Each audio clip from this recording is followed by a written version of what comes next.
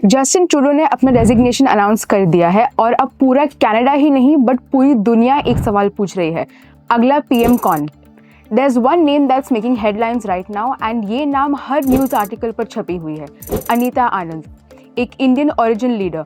पर अनीता आनंद है कौन? उनके लीडरशिप में कनाडा कैसे सक्सीड करेगा और इंटरनेशनल स्टूडेंट्स और इमिग्रेंट्स के लिए क्या इम्प्लीकेशंस हो सकते हैं? तो दोस्तों, आज के वीडियो में हम बात करेंगे कनाडा के पीएम की पोजीशन के लिए एक पॉसिबल कंटेंडर के बारे में, जो कि एक इंडियन ओरिजिन लीडर भी है, अनीता आनंद। तो ये वीडियो ध्यान से देखें एंड एंड तक देखें क्योंकि हम इस वीडियो में देंगे एक डिटेल्ड एनालिसिस।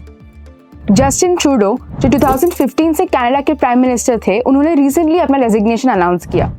ट्रूडो का टेन्योर काफ़ी इम्पैक्टफुल रहा, specially with regard to policies around inclusivity and immigration.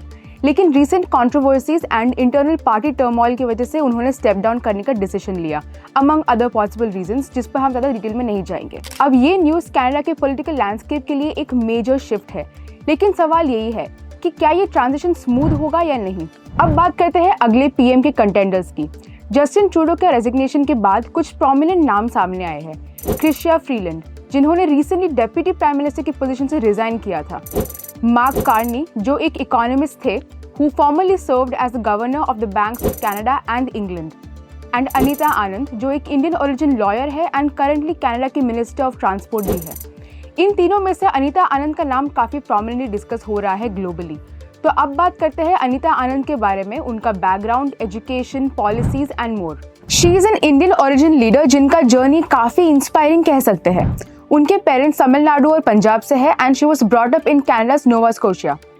उन्होंने McGill university, Dalhousie university and university of Toronto से अपनी एजुकेशन कंप्लीट की एंड उनकी एक्सपर्टीज़ है पॉलिटिकल साइंस एंड लॉ में।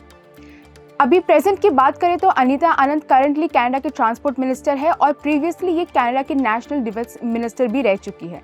And she took quite a few bold decisions during her tenure, चाहे वो military procurement reforms हो या अकाउंटेबिलिटी को स्ट्रेंथन करना रहे। अनीता आनंद की leadership qualities and diverse background उन्हें एक स्ट्रॉन्ग पीएम कैंडिडेट बनाती है। And in the event that she becomes a prime minister, ये एक बहुत हिस्टोरिक मोमेंट रहेगा कनाडा के लिए।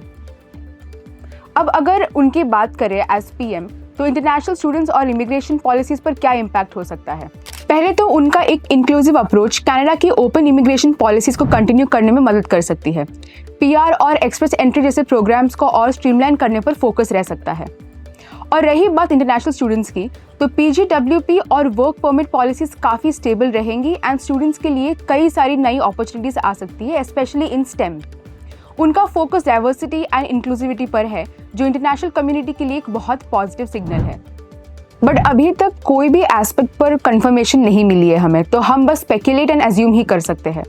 तो दोस्तों, जस्टिन ट्रूडो के रेजिग्नेशन और अनीता आनंद के पोटेंशियल पीएम बनने का डायरेक्ट इम्पैक्ट इंटरनेशनल स्टूडेंट्स पर अभी के लिए मिनिमल है, क्योंकि अभी तक कोई भी कंफर्मेशन नहीं दिया गया है। So all we can do is just assume.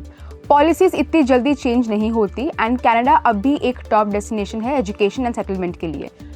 तो अगर आप कनाडा में स्टडी या सेटल होने का प्लान बना रहे हैं तो बिल्कुल डिले मत कीजिए एंड वहाँ की चेंजिंग पॉलिटिकल सिनेरियो से डरिए मत।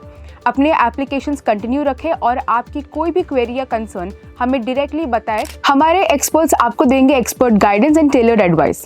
कनाडा के इस सिचुएशन पर आपके क्या ओपिनियंस है? क्या ट्रूडो के रेजिग्नेशन के बाद कनाडा अपनी popularity among international students maintain कर पाएगी? और अगर अनीता आनंद कनाडा की नई पीएम डिक्लेयर हुई तो क्या उनका लीडरशिप उनके देश को बेनिफिट करेगा?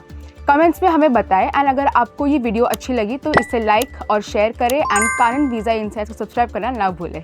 Thank you.